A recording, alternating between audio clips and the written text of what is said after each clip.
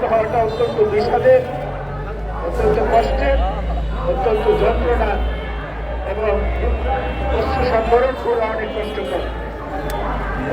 দেশটার যে বেগম খালেদা জিয়া কি, এটা নতুন করে আমাদের কারো কাছ থেকে কোনো বিশেষজ্ঞায় নাই।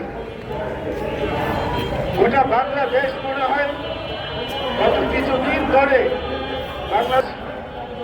বাংলাদেশের বাতাস, বাংলাদেশের সমস্ত পরিবেশ একত্রে বোধহয় কান্না শুরু করেছে।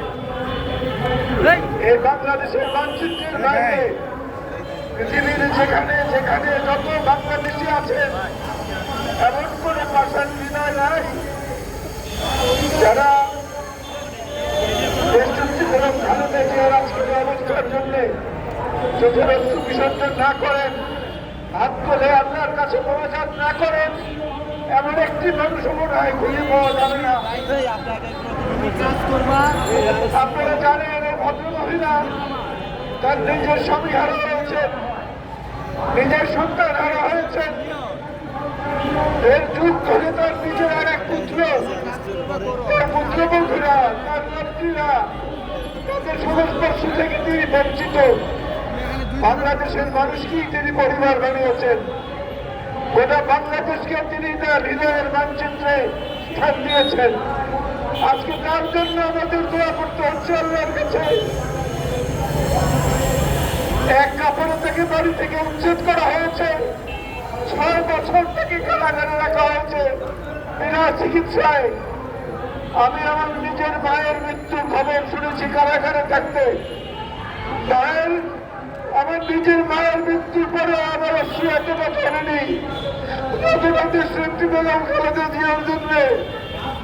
আজকে আমাদেরকে কাঁদতে হচ্ছে নামাজের বিছানায়, ঘুমোতে যাওয়ার আগে ঘুম থেকে উঠে, হে আল্লাহ রব্বুল আলামিন, আপনি আমাদের মাকে সুস্থ করে দিন, আপনি আমাদের মাকে সুস্থ করে দিন, আপনি আমাদের মাকে সেভাবে আদালা করেন।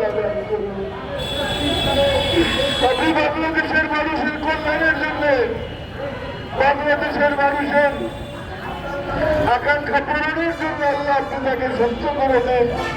আল্লাহ আল্লাহ আপনি সব পারেন, আপনি চিকিৎসকের চিকিৎসক, আপনার চেয়ে বড় ডাক্তার এই দুজাহানে আর কেউ নাই। আল্লাহ আল্লাহ আপনি তাকে সুস্থ করে দিন। আজকে আপনি দেখুন, আপনার প্রতিবন্ধী বাংলাদেশ শিক্ষকরা এই প্রোগ্রামে এই কর্মসূচিতে সামিল হয়েছে।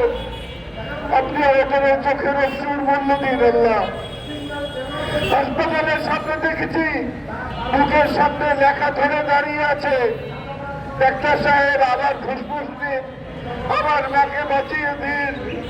এই আকুতি আপনি শুনুন। আল্লাহ আল্লাহ আকুতি আপনি শুনুন, আমাদের ধর্মের গ্রহণ করুন।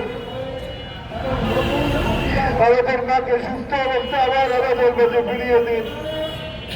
আমাদের সবাইকে ধন্যবাদ। আসসালামু আলাইকুম।